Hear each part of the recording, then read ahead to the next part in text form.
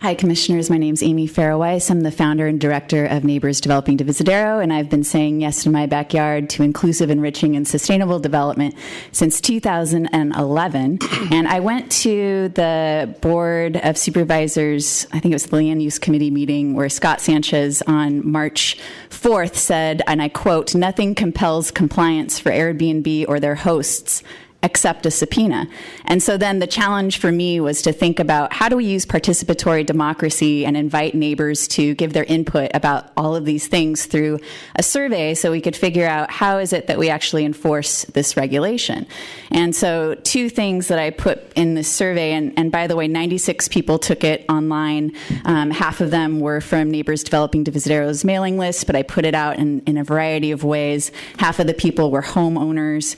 Some of the people were actually using Airbnb or plan to register. So I was really interested in getting the open-ended responses and feedback to figure out how do we move forward with this. And 53 people said they strongly agree that Airbnb and other platforms should require hosts to provide proof of registration.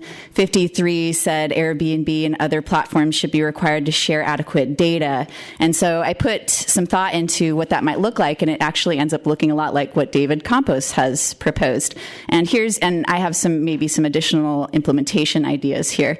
So set a date by which platforms must have registered hosts. Maybe we'll say 3 months from now. And after that date, put a fine of $500. David Campos says maybe $1,000 for non-registered hosts.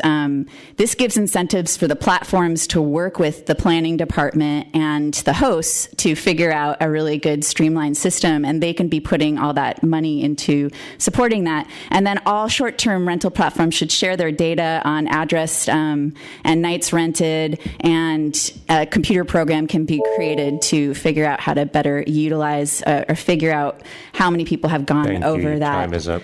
Okay. And Commissioner Richards, did you say you had a question about data? Time's really up. It really is up. Thank you. Truly up.